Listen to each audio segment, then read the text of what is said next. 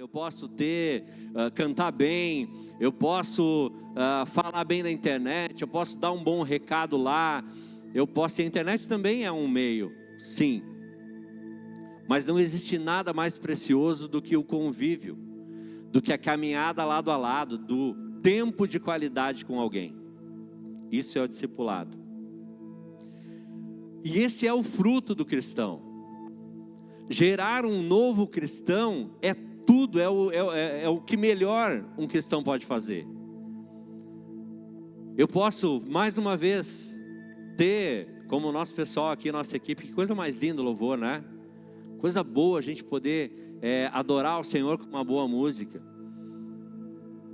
Eu posso, talvez, ter alguém aqui que seja muito eloquente na palavra, ter uma ministração muito boa, muito empolgante. Mas o meu fruto como cristão, o meu fruto como crente em Cristo, o meu fruto como filho de Deus, é gerar um novo cristão. É trazer uma pessoa para perto de Cristo, é levar mais alguém a conhecer Jesus. Quem aqui já teve a alegria de trazer alguém para Jesus? Eu acho que se nós pudéssemos trazer aqui alguém para falar agora, não tem algo que possa ser mais, que nos torne mais feliz, que nos dê mais alegria do que a gente vê que conectou alguém, aquilo que nos curou, aquilo que nos salvou, aquilo que nos libertou. Então gerar um novo cristão, gerar um cristão, levar alguém a conhecer Jesus é o nosso fruto, é o nosso melhor fruto. Nós podemos ofertar, nós podemos dizimar, nós podemos cantar, nós podemos dançar, nós podemos fazer o que quisermos aqui, tudo isso é maravilhoso para Deus. Ele se alegra, mas o coração do Pai, Ele se alegra muito mais. Não há nada que alegre tanto o coração de Deus, quanto nós conectarmos, levarmos alguém a conectar com Cristo, a viver o que nós estamos vivendo com Ele. O problema é que por muito tempo, ou em muitos momentos, nós conhecemos discipulado da forma errada. E eu creio que hoje, eu vejo e converso com algumas pessoas, que hoje ainda, quando ouvem falar em discipulado, chega a ter um arrepio. E não é um arrepio bom. Porque foram discipulados da forma errada, ou foram inseridos de uma forma de discipulado que não era o discipulado que nós temos na Bíblia, né? Então o que acontecia? Do que eu estou falando aqui? Eu estou falando de métodos, de estratégias, de programas que foram implantados para multiplicar pessoas e não discípulos. E aqui nasceu aquela frase, né? Os meus discípulos, né? O líder diz, os meus discípulos. E nós não temos discípulos. Quem tem discípulo é Jesus. Quando nós fazemos discípulos, nós não fazemos discípulos para nós, nós fazemos para Jesus. Então, em algum tempo, por algum momento, em alguns lugares, houve esse trabalho, essa visão, essa direção, né? De gerar pessoas para que pudesse aumentar o número na sua igreja, no seu grupo, enfim, e eram os meus discípulos. Isso acabou gerando em algumas pessoas uma certa visão errada do discipulado. Macumba, diz o pastor.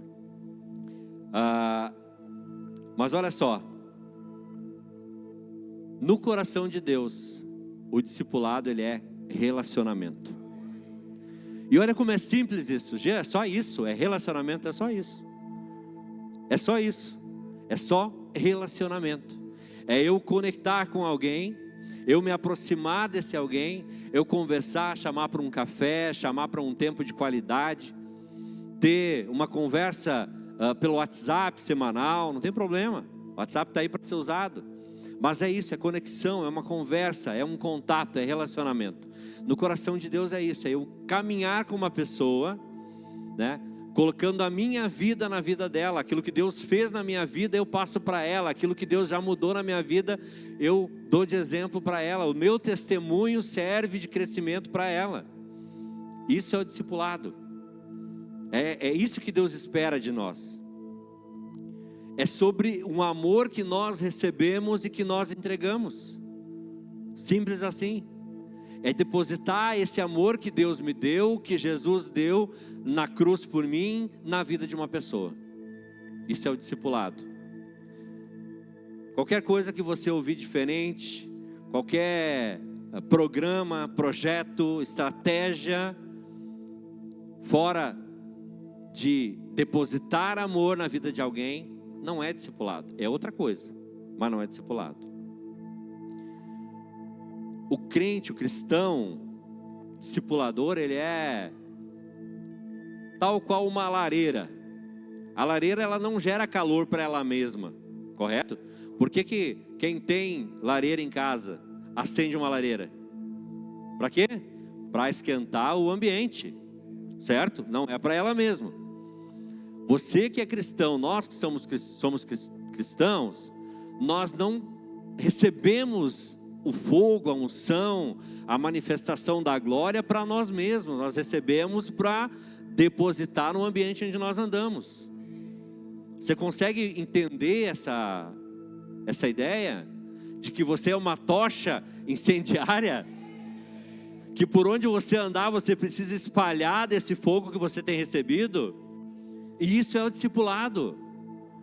É você caminhar com alguém a ponto de incendiar essa pessoa com isso que você tem recebido. Ou você não está se incendiando aqui dentro? Oi? Eu saio daqui incendiado. Isso precisa ser compartilhado. Não dá mais para nós apagarmos aquilo que Deus tem feito na nossa vida. E é isso que a gente faz quando a gente não compartilha com alguém, quando a gente não leva isso adiante. Então isso é discipulado.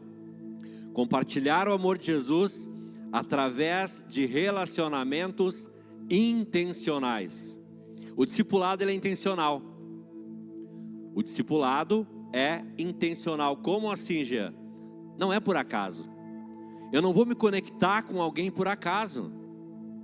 Eu vou ser intencional, né? E aí vamos lá. Mais uma vez aqui eu vou usar a figura do vendedor. Acho que é porque eu já fui vendedor. E aí isso acaba ficando, né? O vendedor, o bom vendedor, ele é intencional. A venda dele não acontece por acaso. O cara entrou na loja, se o cara está com a camiseta do Grêmio, ele já vira gremista. É verdade. Ele já vira gremista. Ou talvez ele não vire gremista, mas ele vai usar alguma coisa naquele sentido para que essa camiseta que o cara está usando reverta na venda que ele está fazendo. Nós precisamos ser intencionais no discipulado. Nós precisamos observar as pessoas. E o grande problema da nossa época, do nosso tempo é isso. Nós não temos tempo, ou nós não administramos nosso tempo de forma adequada para nós prestarmos atenção nas pessoas. E aí nós cruzamos no mercado todo dia com alguém. E eu vou fazer um testemunho aqui muito real, que não tinha projetado, mas Deus me trouxe agora uma lembrança muito séria que me moeu nesses últimos dias. 2 semanas atrás nós tínhamos uma festinha para as crianças de um projeto, de um programa que nós temos lá no município, na sexta-feira à tarde, e eu fui na abertura e depois voltei no final da festa. Em 2 momentos eu encontrei um rapaz que tocava um violão para animar a festa. Cumprimentei ele, dei boa tarde. Ele era enfermeiro e tinha se doado para estar naquele tempo lá tocando um violão. Conversei com ele um pouco ali, né, na rotina ali e tudo mais. Depois na volta também agradeci a ele. Cara, obrigado por nos servir aí, servir as crianças e tal. Não, precisar, estamos aí. Na sexta-feira, na segunda pela manhã, ele se suicidou.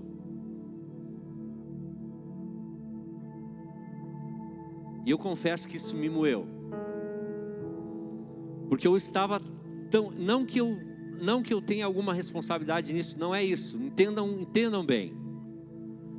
O que me moeu foi que eu estive com ele e eu não lancei uma palavra de Jesus sobre a vida dele. Eu falei sobre outras coisas, agradeci ele, eu fui gentil com ele, ele pode ter visto Jesus na minha vida através da forma como eu tratei, ele pode ter visto, mas eu não fui intencional. Eu não fui intencional. E aí eu faço a pergunta para você: por quantas pessoas no dia, na semana nós passamos, que precisam de uma palavra de Jesus, que precisam conhecer o Jesus que nós conhecemos, que precisam do remédio para a dor que nós já tivemos e que eles têm, e que não recebem isso porque nós não somos intencionais. Nós precisamos ser intencionais no discipulado de pessoas. Nós precisamos ser intencionais em levar Jesus a pessoas. Não dá mais para perder tempo, essa é a verdade. Porque um final de semana pode ser o que separa uma pessoa de conhecer a Jesus e de perder a vida. Então isso é muito sério, isso é muito importante para esse tempo. E o que eu peço então, Senhor, é que Tu fale ao nosso coração, que Tu nos toque, que Tu nos conduza, Senhor, a ser intencionais nos nossos relacionamentos, levando o Teu amor a cada pessoa. O chamado de Jesus, ele é um chamado de amor. Mateus 28, 18, 19 e 20. Mateus 28, 18, 19 e 20. Vou te convidar para ler comigo. Bem.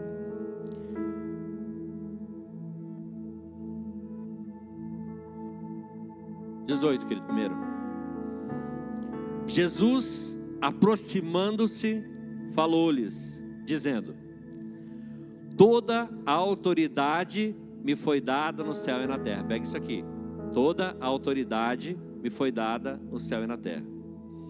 Portanto, ide, fazei discípulos de todas as nações, batizando-os em nome do Pai, e do Filho e do Espírito Santo, ensinando-os a guardar todas as coisas que vos tenho ordenado.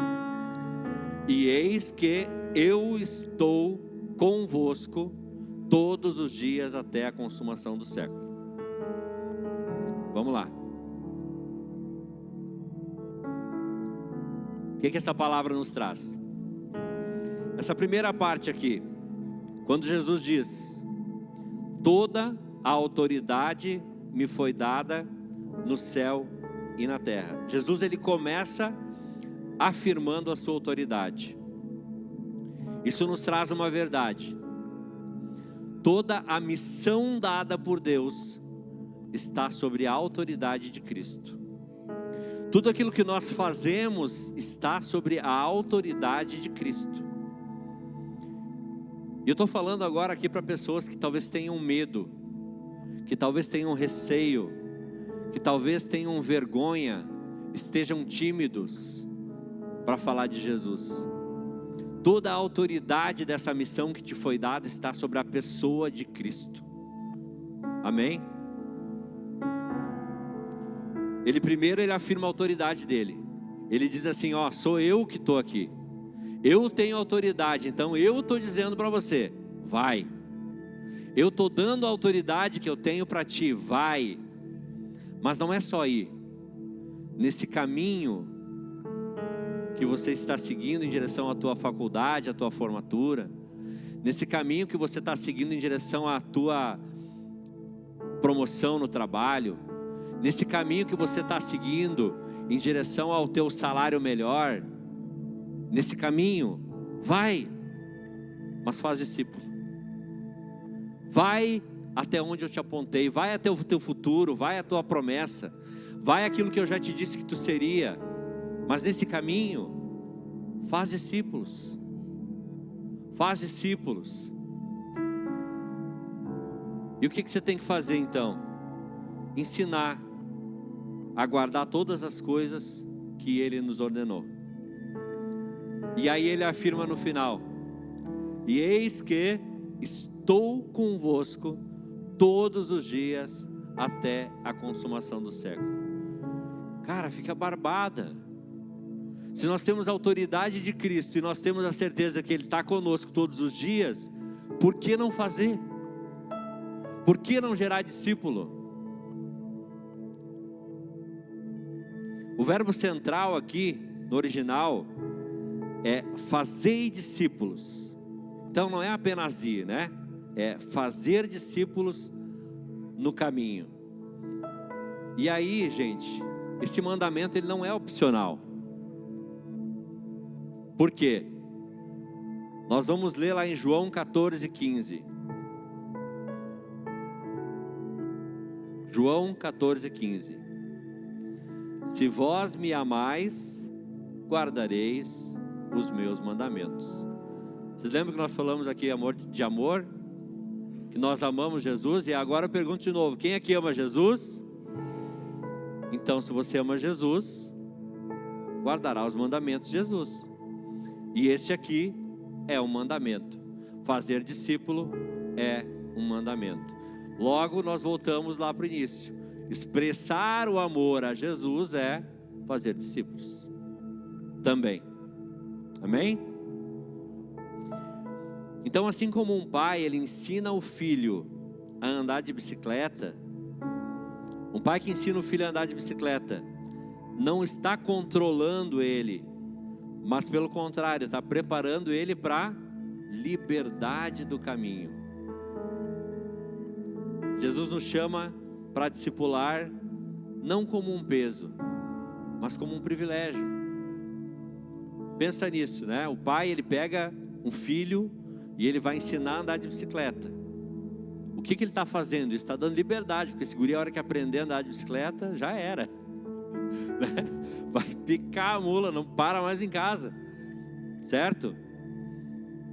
Então, e Jesus ele chama a gente e diz assim: olha só, estou ensinando a vocês como é que tem que ser feito. E é justamente para nos dar liberdade de fazer a vontade dele.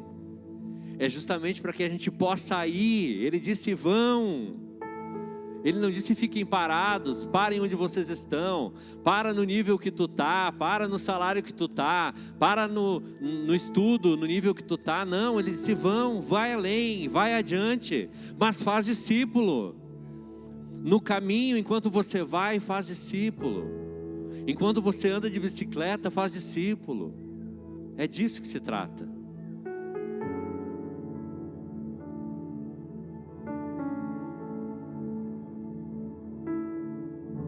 Olha só, quem aqui já foi impactado por ter sido discipulado por alguém?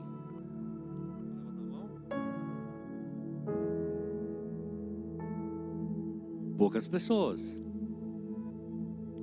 Poucas pessoas foram impactadas por terem sido discipuladas. Isso traz uma realidade para nós.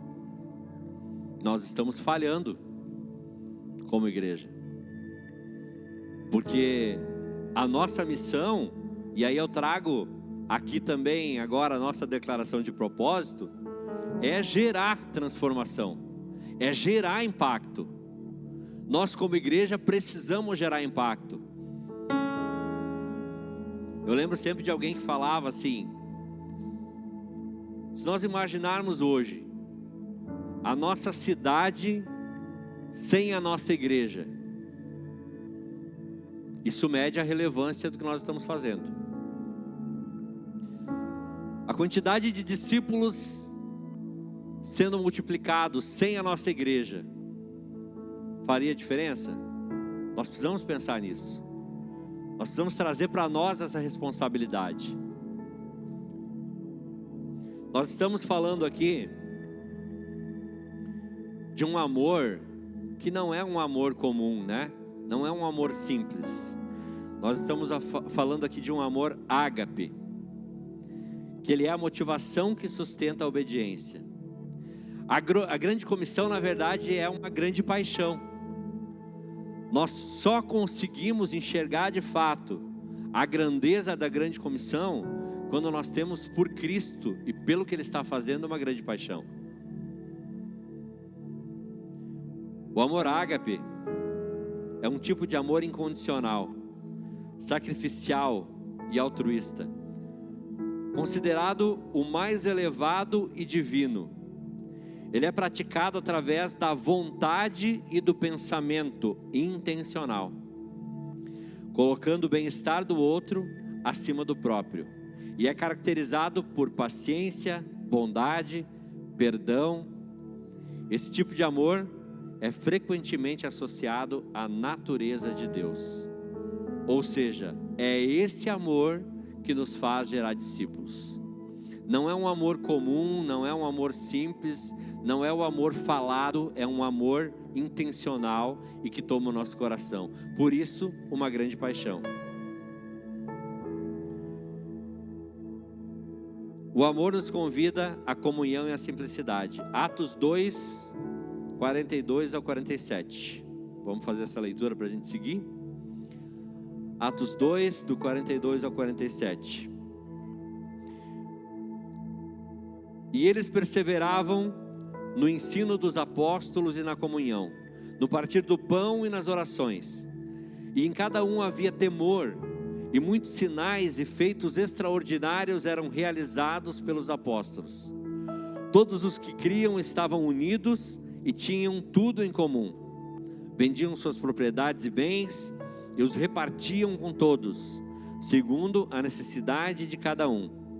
E perseverando de comum acordo, todos os dias no templo, e partindo o pão em casa, comiam com alegria e simplicidade de coração, louvando a Deus e contando com o favor de todo o povo. E o Senhor lhes acrescentava a cada dia os que iam sendo salvos. Isso é muito poderoso. Eles perseveravam aqui na doutrina, na comunhão, no partir do pão e nas orações.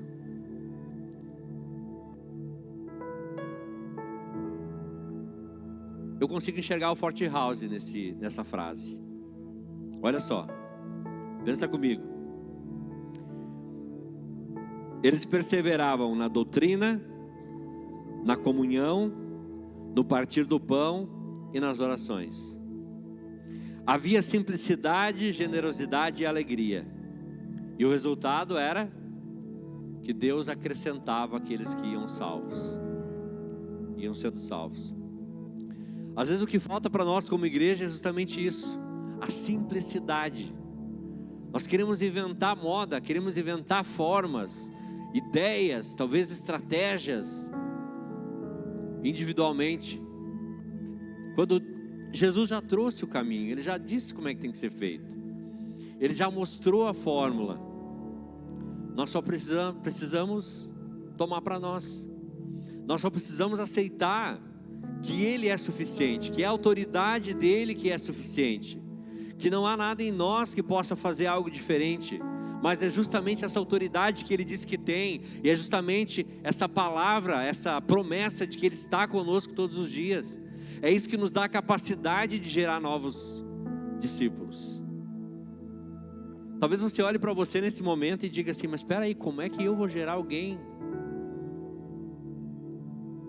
Como é que eu vou gerar alguém se eu não estou bem, se eu não estou pronto, se eu não estou adequado? Não depende de você. O que eu estou dizendo para você é isso, não depende de você, depende da autoridade de Cristo, depende da promessa dEle, da palavra dEle, de que Ele está contigo, que Ele está conosco. É isso que basta, e é isso que vai fazer você gerar novos discípulos. Quando você confiar em Cristo e que Ele é suficiente, quando você entregar completamente a sua vida a Ele e dizer: Senhor, eu desisto de fazer por mim, eu desisto de fazer por minha conta, eu desisto de fazer do meu método, eu agora quero fazer do teu jeito, me ajuda, e Ele vai te ajudar. A igreja primitiva era como uma família grande na mesa. Pensa numa família grande na mesa, como nós vamos fazer agora em Parabé aqui. Amém? Nós vamos ser uma grande família na mesa. O pessoal lá fora nem sabe que é a nossa família, mas nós vamos mostrar para eles que nós somos família. Amém? E você vai estar lá, amém? Você vai estar lá, amém? Ah, tá, não, só para ter certeza, né? Então era uma grande família à mesa, compartilhando a vida, as lutas, a vitória. Traduzindo, discipulado. Isso é discipulado. São pessoas à mesa, são pessoas compartilhando as dificuldades, as vitórias, o dia a dia. E nesse ambiente as pessoas eram atraídas não por um programa, não por um projeto, mas por um testemunho vivo. É nesse lugar de intimidade, de relacionamento, que o testemunho ele impacta a vida do outro. Sabe aquilo que é dificuldade para você? Conecta com alguém, conversa com alguém, abre o teu coração. Eu tenho certeza que Deus vai te direcionar para a pessoa certa. E essa pessoa vai dizer assim, ó, ela não vai te dizer assim, ah, não, eu sou um santarrão, nunca passei por isso. Não, ele vai dizer assim, olha, cara, eu já passei por isso. Essa dor que tu está sentindo já foi minha, mas eu encontrei em Cristo a solução, e foi dessa forma, e Ele vai te dar o caminho. Foi orando, foi jejuando, foi buscando mais a Deus, foi lendo mais da palavra, foi tendo uma vida mais intensa na presença, e Ele vai te ajudar a sair desse lugar.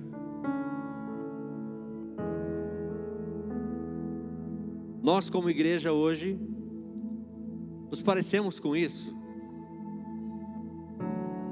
Nós como igreja hoje, nos parecemos com a igreja de Atos?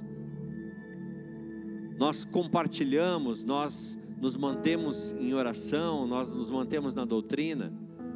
Eu creio que sim, mas eu creio também que nós ainda podemos melhorar. Eu creio que nós sempre podemos melhorar, nós sempre podemos avançar em direção àquilo que Deus está fazendo. O discipulado ele não é só uma reunião formal, tá? O discipulado não pode ser algo para cumprir tabela. Ah, eu vou me reunir porque agora o Jean disse que a gente tem que fazer. Não. O conselho que eu te dou é, ora antes.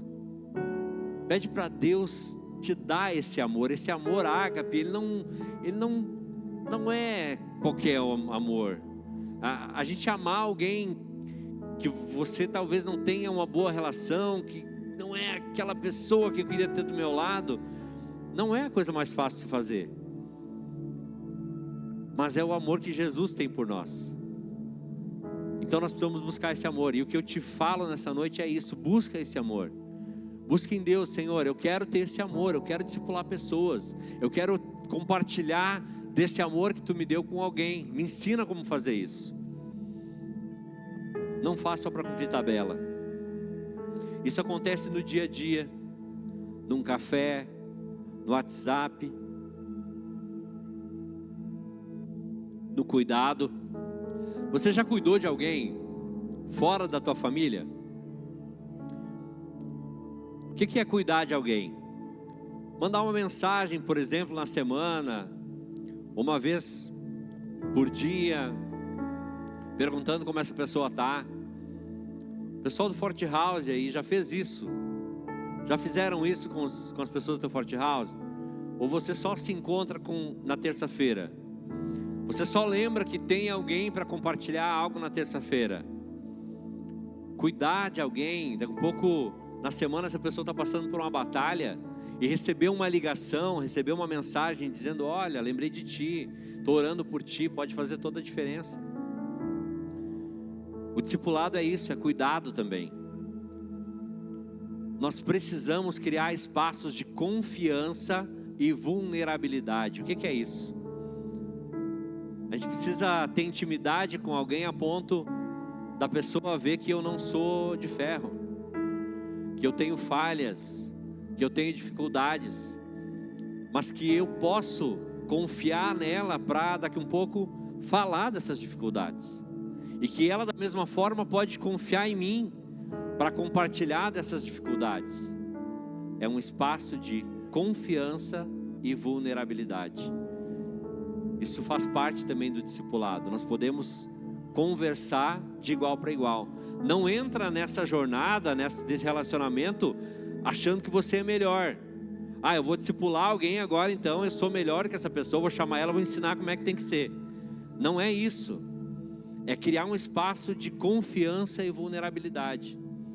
É gerar nessa pessoa confiança para te falar, para abrir o coração. Mas ao mesmo tempo você precisa ter a simplicidade, a humildade de dizer para ela que você talvez não tenha todas as respostas, mas que juntos vocês vão buscar em Deus aquilo que Ele pode responder e sanar.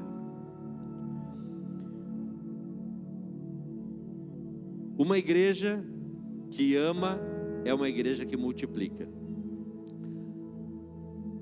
A igreja multiplica não é porque ela precisa de mais gente. A igreja saudável, ela multiplica porque ela ama pessoas. E aí, essas cadeiras, poucas cadeiras vazias, graças a Deus, que nós temos hoje, elas precisam ser ocupadas.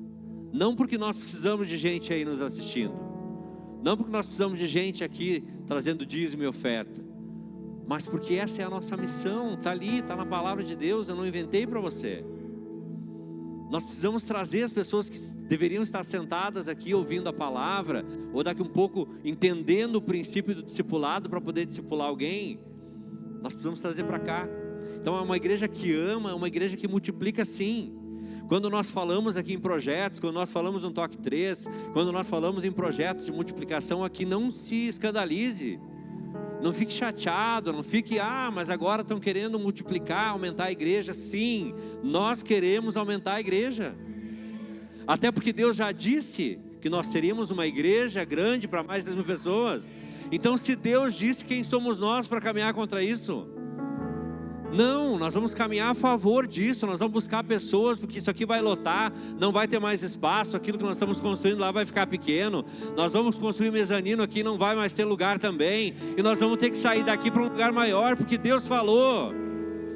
Não foi o pastor Daniel, não foi nenhum líder dessa casa, Deus disse, e se Ele falou, Ele vai cumprir. E eu não quero caminhar contra isso. Eu não quero carregar isso comigo. Mas o Jean, não, eu quero caminhar a favor disso. Eu quero multiplicar, eu quero trazer mais gente para cá. Amém? Você quer também ou você vai caminhar contra? Vamos lá, vamos trazer mais gente para cá? Amém.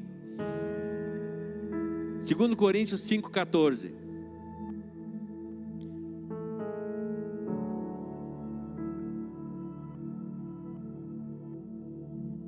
Pois o que nos motiva é o amor de Cristo. Tem uma versão que vai dizer assim: pois o que nos constrange, pois o que nos impele é o amor de Cristo. A versão que eu trago traz assim: pois o amor de Cristo nos impele, tendo em vista que um morreu por todos, logo todos morreram. Amém? O amor de Cristo, ele nos constrange, é o que diz a outra versão. Constranger aqui no original significa apertar, comprimir, nos espreme nessa verdade. O amor de Cristo nos espreme a viver mais, nos espreme, nos aperta, nos instiga a viver melhor o discipulado, nos leva de uma forma como que esticando para que a gente discipule pessoas. Se nós olhar para esse amor de Cristo, não tem como nós não querer compartilhar o amor dele. Se nós olhar para a cruz, não tem como nós não queremos compartilhar esse amor.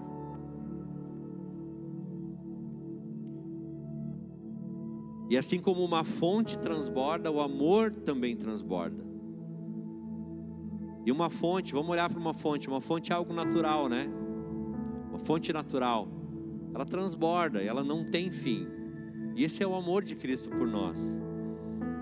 E da mesma forma natural que o amor transborda por nós, nós precisamos transbordar esse amor para as pessoas, através do discipulado. Tá, Jean, mas tu está falando isso das suas palavras, então vamos lá, vamos para a Bíblia. André, vocês viram aqui, o Matt mostrou, né? fez a encenação aqui, né? André encontrou Jesus. Imediatamente ele vai fazer o quê? Chamar Pedro. Por quê? Porque ele encontrou Jesus. A mulher samaritana, ela deixou o cântaro dela lá e foi testemunhar na cidade. São exemplos que nós precisamos pegar para nós. Nós encontramos Jesus, amém? E amanhã faremos o quê? Vamos testemunhar desse Jesus para a cidade. Vamos chamar os Pedros da vida. Vamos discipular os Pedros da vida. Vamos levar o amor de Jesus.